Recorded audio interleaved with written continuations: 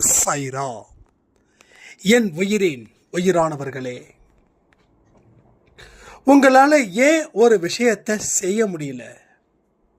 என்னைக்காவது இந்த கொஸ்டினை நீங்கள் உங்களுக்குள்ளே கேட்டிருக்கீங்களா? திறமை இல்லாமல் நீங்கள் இருக்கிறீங்க அப்படின்றத நம்புறீங்களா, நம்பலையா? மற்றவர்களால் செய்ய முடிந்ததை உங்களால் ஏன் செய்ய முடியல? இதனுடைய சூட்சமம் என்ன? இது என்ன மாதிரியான மனநிலையில் உங்களை வச்சிருக்குது? இந்த மனநிலையில் தொடர்ந்து நீங்கள் இருந்தால் அது உங்களுக்கு நல்லதா கெட்டதா அப்படின்றத பற்றி தான் இந்த பதிவில் நாம் பார்க்க போகிறோம். நீங்கள் எந்த குற்றமும் செய்யாதவர்கள். இதை நீங்கள் நம்புறீங்களோ இல்லையோ, நான் நம்புகிறேன். ஏன் தெரியுமா? ஒவ்வொரு மனுஷனும் இரக்கத்துடன் வாழ்பவனே. அவனுடைய மனநிலை எப்படிப்பட்டதாக இருக்குதுன்னா, இரக்கம் வாய்ந்ததாக இருக்கிறது. அதனால் அவன் இரக்கமானவன் தான், அதில் எந்த சந்தேகமும் இல்லை. ஆனால் எங்கே நம்ம கடினமான மனநிலையில் கொண்டு போய் நம்ம சேர்த்துருக்கோம் அப்படின்ற ஒரு புரிதல் இந்த பதிவில் உங்களுக்கு நிச்சயமாக தெரிய தான் போகுது. காத்திருங்க. அப்போ நீங்கள் இரக்கமானவன், நல்லவன், வல்லவன், இதை நம்புறீங்களா? நீங்கள் ஏன் வல்லவனாக இருக்கணும் அதையும் நான் சொல்லட்டுமா? மனிதனுடைய ஆற்றல் அப்பேற்பட்ட ஒரு பேராற்றல். மொத்தமாக 6 அறிவு தான். மொத்தமாகவே முதல் அறிவு, 2ஆம் அறிவு, 3ஆம் அறிவு, 4ஆம் அறிவு, 5ஆம் அறிவு, 6ஆம் அறிவு. இதுதான் கடைசி ஜென்மம். மனித பிறவி தான் கடைசி பிறவி. இருக்கிற பிறவியில் இதான் கடைசி பிறவி. அப்போது 5ஆம் அறிவில் இருந்து 6ஆம் அறிவுக்கு நீங்கள் வந்திருக்கீங்க. அப்போ 5ஆம் அறிவை போலவே நம்ம செயல்பட்டுக்கிட்டு இருக்கோமா அப்படின்னு பார்த்தா அது உண்மை. 6ஆம் அறிவை என்னைக்கு நாம் அதனுடைய வழியின்படி வாழ்கிறோமோ அன்னைக்கு வெற்றி நிச்சயம், சாயின் சத்தியம். அந்த 6வது அறிவு தான் சிந்திக்கக்கூடிய திறன். எது நல்லது, எது கெட்டதுன்னு பிரித்து பார்க்கக்கூடிய திறன். எது திறமை, எது திறமை இல்லாதது, எது பலம், எது பலகீனமானது, எந்த மாதிரியான வாழ்க்கை முறையை தேர்ந்தெடுக்கிறது, எந்த விதமான வாழ்க்கை முறையை தேர்ந்தெடுக்கக்கூடாது அப்படின்றத பிரித்து பார்ப்பது தான் இந்த 6ஆம் அறிவு. அப்போது உங்களுக்கு உள்ள இருக்கிற ஒரு விஷயத்தை அதை பயன்படுத்திக்காமல் விட்டதால் நம்ம வாழ்க்கையில் தோல்விகள் மேலே தோல்விகள் அடைந்தோன்ற உண்மையை என்னைக்கு நீங்கள் முழு மனதோட ஒத்துக்கிறீங்களோ அன்னைக்கு முழு மனதை நீங்கள் செயலில் வச்சா அந்த செயல் சித்தி பெறும். புரியுதா உங்களுக்கு? அப்போது நம்ம உணர்வு நிலை எப்படிப்பட்டதாக இருக்கிறதோ அப்படிப்பட்டதாகவே நம்மளுடைய செயல் திறனும் வளர்கிறது. அப்போ செயல்திறன் எப்படிப்பட்டதோ அதற்கு உண்டான விளைவுகளை நாம் அனுபவிக்கிறோம். அந்த விளைவுகள் ஒன்றா நமக்கு நன்மைகளை கொடுக்கும், இல்லைன்னா நமக்கு தீமைகளை கொடுக்கும். உங்கள் வாழ்க்கையில் நன்மைகள் வரணும் அப்படின்ற எண்ணத்தை நீங்கள் என்னைக்கு மனசுக்குள்ள விதைக்கிறீங்களோ அன்னைக்கு அந்த விதை உயிர் பெறும், இல்லைன்னா அந்த விதை உயிர் பெறாது. எத்தனையோ எண்ணங்களை நாம் நல்ல எண்ணங்களை விதைக்கிறோம். ஏன் அந்த நல்ல எண்ணம் உயிர் பெறலைன்னா அந்த விதை முளைக்கவே இல்லை. அந்த முளைக்க என்ன வேணும்? அந்த விதை முளைக்கணும்னா என்ன வேணும்? அதுக்கு செய்ய வேண்டிய விஷயம் ஒன்றே ஒன்று தான். எண்ணங்கள் மூலமாக உணவையும், எண்ணங்கள் மூலமாக தண்ணீரும், எண்ணங்கள் மூலமாக உரமும் போடணும். அப்போ தான் அது முளைக்கும், இல்லைன்னா முளைக்காது. ஏன் முளைக்கலன்னு கேட்குறோமே, நல்ல எண்ணங்களை நம்ம ஸ்ட்ராங் பண்ணலை. ஒரு 1/2 மணி நேரம் நல்ல எண்ணத்தோடு செயல்படுறோம். நமக்கு பிடிக்காத மனிதர்களை பார்த்த உடனே நல்ல எண்ணம் கெட்ட எண்ணமாக மாறுது. அதாவது நல்லவனா வாழணும்னா பல யுகம் தேவைப்படும், கெட்டவனா வாழணும்னா ஒரே ஒரு நொடி போதும் மாறிடலாம். ஒருத்தவனை அசிங்கமாக பேசுனாவே நீ கெட்டவனா மாறிட்டேன்னு அர்த்தம். ஒருத்தவனை கேவலமாக அவனை வழி நடத்தினாவே நீ கெட்டவனா மாறிட்டேன்னு அர்த்தம். அப்போது எது ஒரு யுகம் தேவை, எது ஒரு நொடி போதும் அப்படின்னா கெட்டது. அதனால தான் நல்ல எண்ணங்களை நம்ம ஸ்ட்ராங் பண்ணுறோம்.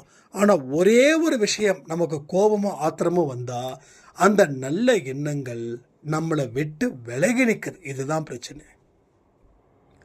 ஸோ விலகினதாகவே போயிடுது, அது விலகியே நிற்குது, அது திருப்பி வரமாட்டேங்குது.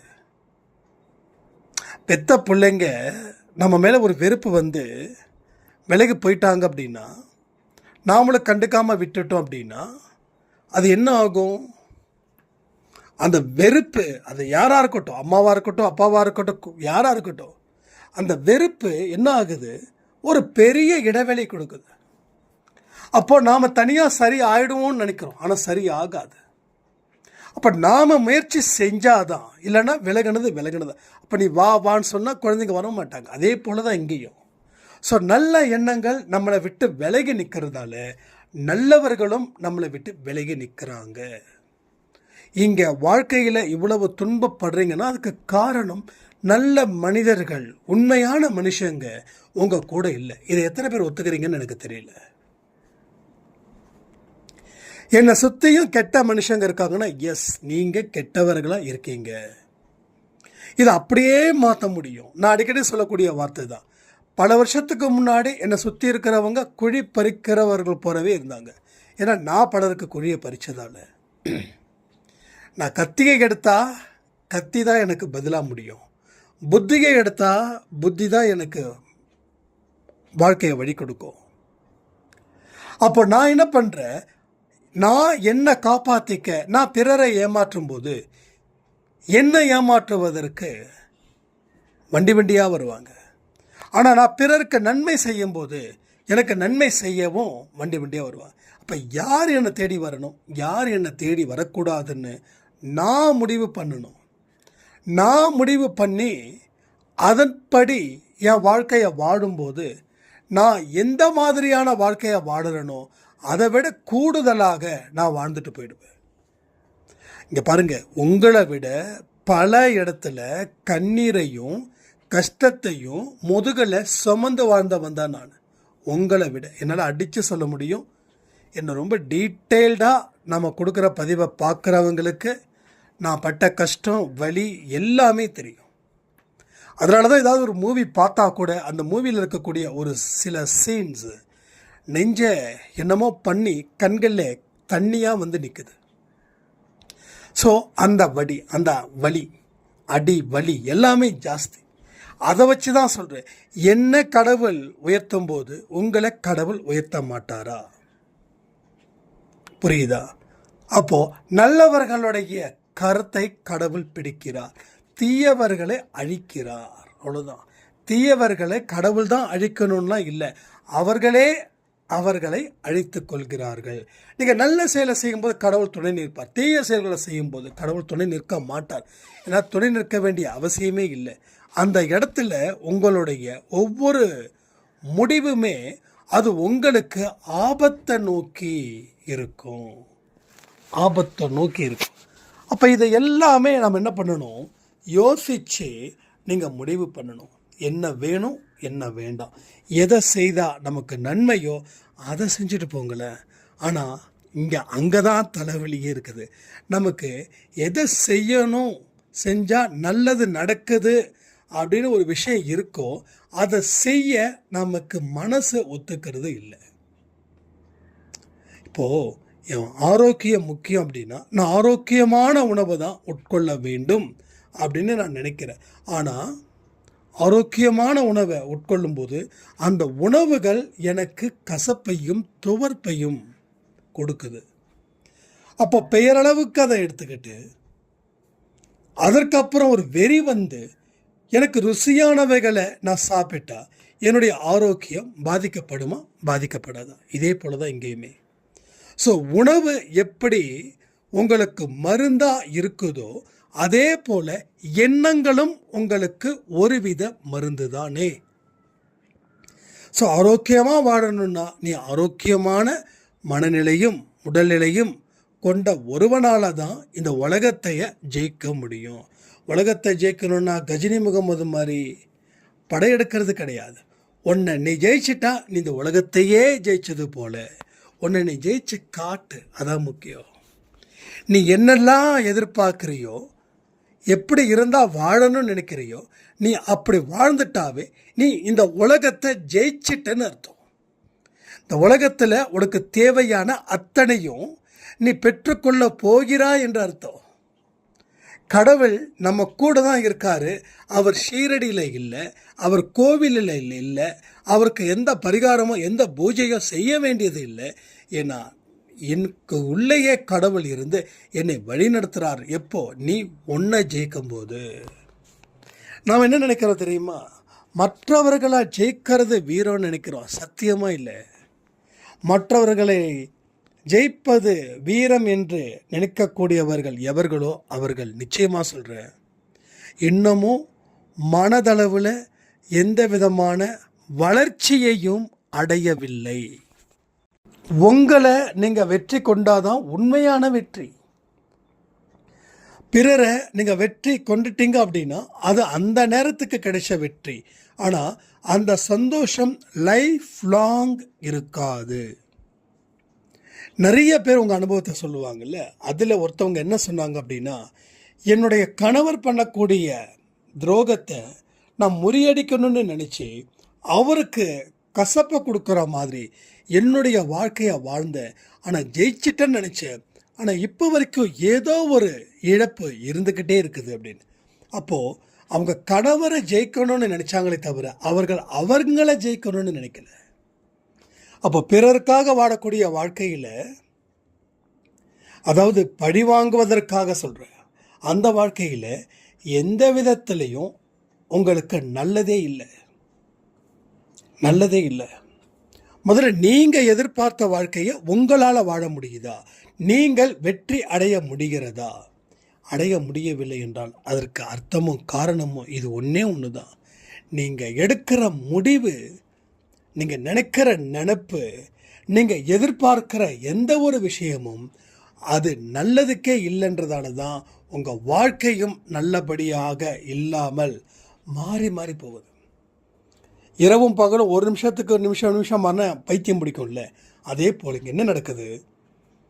ஒரு நொடி இன்பமும் மறுநொடி துன்பமும். இது ஒரு அம்மா சொன்னாங்க, ஒரு நொடி இன்பம் ஒரு நொடி துன்பம், இப்படி போகுதுங்க லைஃப். எஸ், போவதுக்கு காரணம் எடுத்த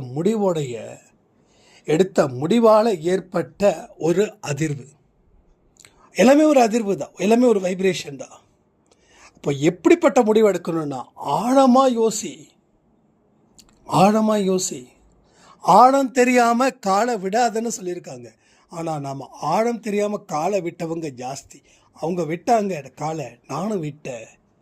சரி, அவன் தப்பிச்சான், அவன் கர்மா நல்லா இருக்கு, உன் கர்மா மோசமாக இருக்கே, நீ விழுந்துட்டியே. இதெல்லாம் யாரும் யோசிக்கிறது இல்லை. ஒவ்வொருத்தனுடைய பலமும் ஒவ்வொருத்தவனோட பலகீனமும் இங்கே மாறிக்கிட்டே இருக்குது. ஒரே ஸ்டாண்டர்டு, ஒரே படிப்பு, ஒரே ஊர், ஒரே நாடு.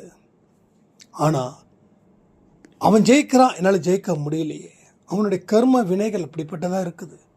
உன் கர்ம வினைகள் கொஞ்சம் பின்னாடி தான் நிற்குது. அப்படி முதல்ல முன்னாடி வரணும், அதற்கப்புறமா அவனை விட நீ வெற்றி அடைவேன். ஆனால் நம்ம என்ன பண்ணுறோம்? ஒன்று, நான் ஏற்கனவே சொன்னது போல் பொறாமப்படுறோம், இல்லைனா அந்த சோகத்தை நினச்சி அழுகுறோம். அப்போ கூட நாம் நம்மளுடைய உணர்வு நிலையில் இல்லாமல் அவனுடைய உணர்வு நிலை, அதாவது யாரை பார்த்து பொறாமப்படுறோமோ அவங்களுடைய உணர்வு நிலையில் இருந்து நாம் நம்மளை அழித்து கொள்கிறோம். ஸோ அழித்து கொள்வதற்காக இந்த வாழ்க்கையை நம்ம வாடலை. அழித்து கொள்வதற்காக கடவுள் நம்மிடம் வரவில்லை. எதற்கு வந்தார்? வாழ்க்கையில் நீங்கள் வளர்ச்சி அடையணும், சந்தோஷமாக இருக்கணும், அவருடைய பெயரை காப்பாற்றணும். இது அவருடைய எதிர்பார்ப்பு. இந்த எதிர்பார்ப்பை நீங்கள் உண்மைன்னு நம்புனீங்கன்னா செயல்படக்கூடிய வேகத்தை கொஞ்சம் பிரயோஜனமாக ஆற்றல் மிக்கதா வாழ்க்கையில் சகலத்து காலத்துக்கும் மகிழ்ச்சியை ஏற்படுத்தக்கூடியதாக அதை அமைத்து கொண்டால் வாழ்க்கையில் நீங்கள் நினைத்த எல்லா காரியத்தையும் சாதிக்க முடியும். உங்களுக்கு பொது வைராக்கியம் பிறக்கும். ஸோ 24 மணி நேரத்தில் கூட உங்களோட வாழ்க்கையை மாற்றக்கூடிய சக்தி உங்ககிட்ட இருக்கு. என் வாழ்க்கையை மாற்றணும், நாளைக்கு 1 மணிக்குள்ள என் வாழ்க்கை மாறும்னு நீங்கள் அந்த 24 மணி நேரத்தில் எந்த மாதிரியான மனநிலையை எடுத்து வைக்கிறீங்களோ அதில் தீர்க்கமாக நில்லுங்க. நான் சொல்கிறது எல்லாமே உண்மை. ஏன்னா ஒரு அடியாக எடுத்து வைக்கும்போது தான் அதனுடைய வளர்ச்சியோட விகிதம் கொஞ்சம் கொஞ்சமாக அதிகரிக்கும். நான் இந்த ஒரு அடியை எடுத்து வச்சேன், வாழ்க்கையாக மாறிடுமா? சத்தியமாக மாறாது. ஒரு அடியிலையும் தான் ஒவ்வொரு முயற்சி, அந்த ஒவ்வொரு முயற்சியிலும் ஒவ்வொரு தோல்வியும் இருக்கும், ஒரு வெற்றியும் இருக்கும். முயற்சி செய்யும்போது பெற்ற தோல்விகளை பார்த்து நம்ம கவலைப்படாமல் அதை இன்னமும் சிறப்பாக்கிக்கணுன்ற முயற்சி எடுத்து மேலும் மேலும் முயற்சி செய்யும்போது அடுத்த அடி உங்கள் வாழ்க்கையில் வளம் சேர்ப்பதற்கு உண்டான ஒரு வழியாக மாறும். திரும்பவும் சொல்கிறேன், வழி இல்லாத வாழ்க்கையில் வெற்றி இல்லை. வழி எங்கே இருக்குதோ அங்கே ஆக்கப்பூர்வமாக ஒரு மனிதன் செயல்பட்டான் என்றால் அவனுடைய வாழ்க்கை மிக பிரம்மாண்டமான ஒரு வாழ்க்கையாக அமையும். சாய்ப்பா ஆரத்தில் சொல்லியிருப்பார் தெரியுமா, ஒரு ராஜ கம்பீர வாழ்க்கையை நீ வாழுவாய் அப்படின்னு. அதெல்லாம் பொருள், அந்த அர்த்தம் தெரிஞ்சுதான் நம்ம படிக்கிறோம், பாடுறோம். ஆனாலும் அதன் படி நடப்பதற்கு நாம் தயாராக இல்லாதப்போ வெற்றியும் நம்மிடம் வர தயாராக இல்லை. இதை உணர்ந்து கொண்டு வாழ்க்கையில் வாழ்ந்து பாருங்க, சரித்திரம் படைக்க முடியும்னு சொல்லி இந்த பதிவை நான் முடிக்கிறேன். ஜெய் சாய்ராம்.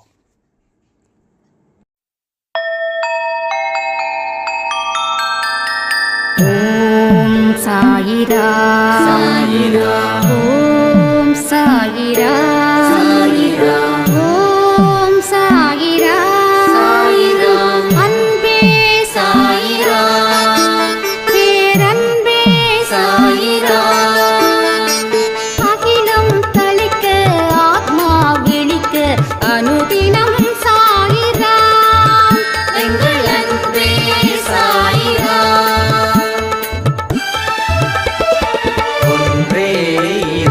ஒன்றே பூமிக்கென்றும் சாயிரா, சரணம் சாயிரா, நன்றே செய்து வாழ்வோம்.